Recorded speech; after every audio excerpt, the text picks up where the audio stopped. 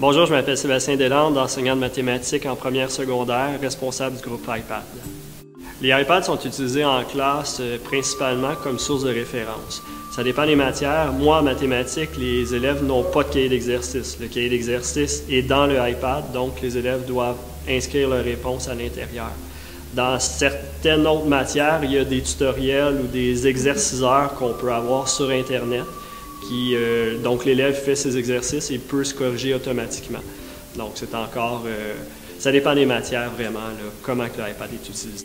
Donc la classe iPad est principalement pour les élèves du régulier, présentement à l'école secondaire de Mortagne.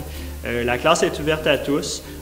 Par contre, avec expérience, je crois que c'est important que l'élève ait certaines bases en informatique parce que ça peut être facilement... on peut facilement se perdre là, dans le iPad, même si c'est quand même assez simple.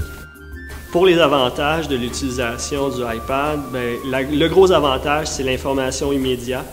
Donc, si dans l'enseignement, on veut faire une démonstration, aller sur Internet, on n'a pas besoin d'aller au laboratoire informatique. On a l'information immédiatement avec le iPad en ayant accès à Internet. Autre avantage, c'est le poids du sac d'école qui diminue.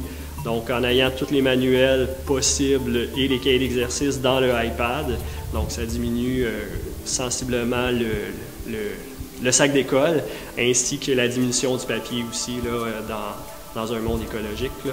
Donc, où est-ce que le recyclage est important, on réduit le papier de beaucoup.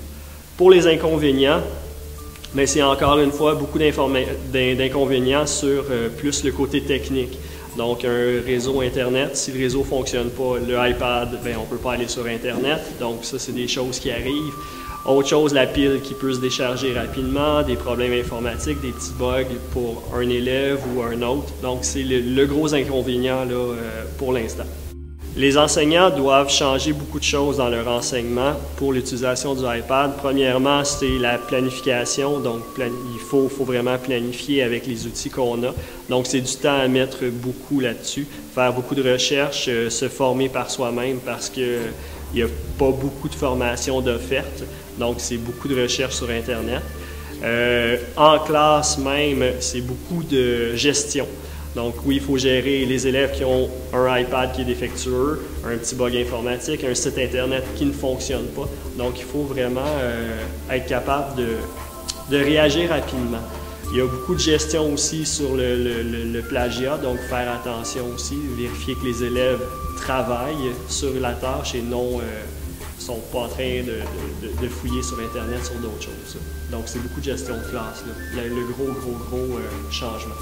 Qu'est-ce que les élèves pensent de l'utilisation du iPad? C'est beaucoup, au début de l'année, les élèves pensaient qu'avec le iPad, ils étaient juste pour jouer. Donc, jouer toute l'année avec le iPad. Donc, comme ils font pour la majorité à la maison, jouer, texter, regarder les courriels. Mais avec le temps, les élèves commencent à s'habituer à prendre le iPad comme un outil de travail. Donc, qu'est-ce que les élèves pensent du iPad? Je crois qu'ils s'en servent un petit peu comme un surplus. Donc, ils se sentent privilégiés d'avoir le iPad, d'être dans cette classe-là, en tout cas. Donc, pour la réussite scolaire, les élèves, présentement, l'école a choisi d'offrir le iPad aux élèves de première secondaire au volet régulier, justement pour motiver ces élèves-là.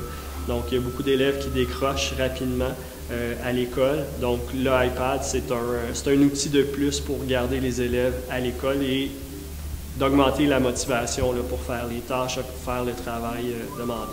Donc, en gros, c'est pour la motivation, là, je crois, pour l'instant. Présentement, les moyens que j'utilise pour éviter la tricherie, en gros, c'est que l'élève n'a pas accès à son iPad pendant une évaluation. Je crois qu'on n'est pas rendu là encore pour les évaluations. Je crois que le papier-crayon, encore une fois, est très important. Donc, on ne peut pas se fier seulement à la machine. Donc, pour l'instant, les enseignants, c'est comme ça qu'on contrôle la tricherie. Les élèves n'ont pas le droit d'utiliser le iPad pendant une évaluation. Dans l'avenir, je crois que les élèves auront tous, peut-être pas un iPad, mais tout un support informatique. Je crois que ça va être une tablette. L'iPad, peut-être pas nécessairement, ça peut être un autre sorte. Mais je crois que dans l'avenir, on s'en va vers là, avec la diminution du papier, justement, on veut s'en aller vers la diminution du papier parce que c'est des coûts qui sont assez chers. Puis, veut pas, on est en 2014 et on s'en va dans l'avenir, donc l'informatique est à notre porte, on est là-dedans. Là. Donc, je pense qu'on ne peut pas s'en sauver là, de l'utilisation du iPad. Par contre, le papier crayon est encore un bon outil là, pour certaines tâches.